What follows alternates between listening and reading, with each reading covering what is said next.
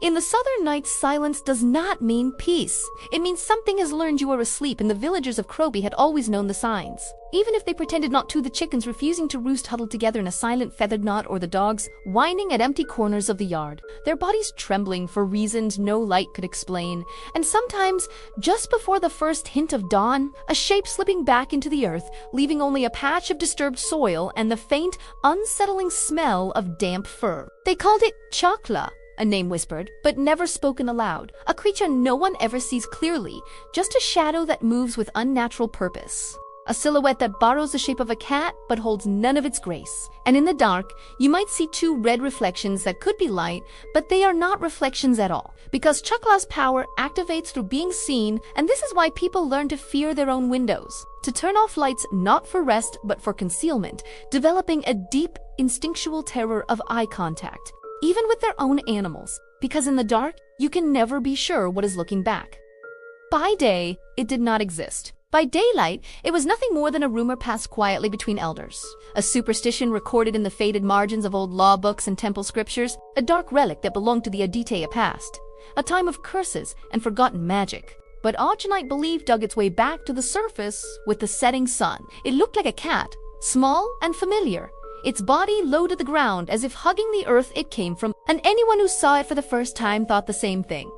Just a stray, lost and looking for a meal. But those who looked twice never forgot what they saw, because its fur was black, not the glossy, healthy black of a normal cat, but a dead, matted black, rough and dull, as if light itself refused to touch it, bending away from its form. The hairs grew the wrong way, bristling upward and forward from tail to head, giving the creature a constant, unnatural tension, as though it were forever crawling against some unseen current, a wind that blew only for it. And its eyes were not the reflective, glowing slits of a nocturnal animal. They were red, deep, and wet, like fresh blood held behind cloudy glass, possessing a flat, depthless quality that absorbed light and offered nothing in return.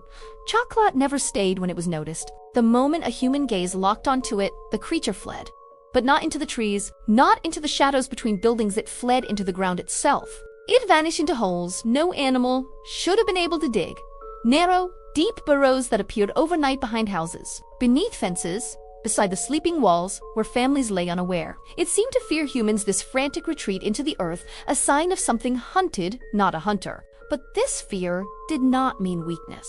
It was a different kind of power, a kind that did not need to confront, to conquer. Old manuscripts described it differently, not as a beast born of nature, but as a thing made in the ancient Three Seals law code. It was not an animal, but a spirit raised by work, a soul bound by dark ritual and sent forth like a living curse, a weapon that did not bleed, did not speak, and did not forgive. It did not need to attack you, because the legend said that to see it was enough, to touch it was death. That was why the family's house felt so wrong the moment the neighbors arrived, summoned by a silence that had stretched too long past sunrise. The door was still closed, the latch in place. Inside, there was no sign of struggle, no overturned furniture, no broken glass, only a profound and heavy stillness that seemed to press down from the ceiling. They were found where they had slept.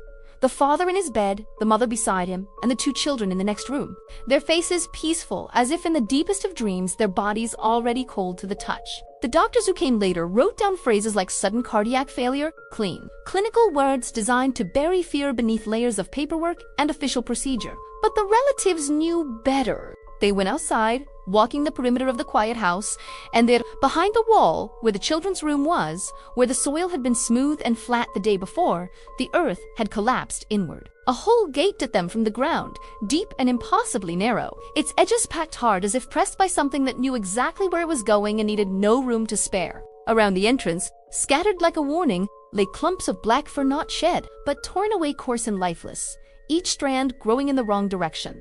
No one touched it. They did not need to. The evidence was not for the hands, but for the soul. That night, the village elders burned incense without prayer, the smoke rising in straight, solemn lines into the moonless sky. They sealed the burrow with salt and sacred ash, their movements slow and deliberate, a ritual performed in complete silence because no one dared to speak the name Cha Kla aloud. In the south, when fear is this close, they call it asterisk, following asterisk, the ghost that deceives because names attract attention, and attention invites return. The official story ended as quickly as it had begun. The house was abandoned, its windows boarded, its memory allowed to fade. The grass grew back, thick and wild, covering the scar in the earth, and children were warned never to play near the old fence line. An order given without explanation and obeyed without question. But sometimes, when the night grows too still and the air too heavy, people swear they can hear the sound of soil shifting just beneath their feet, a soft, insistent scraping from below.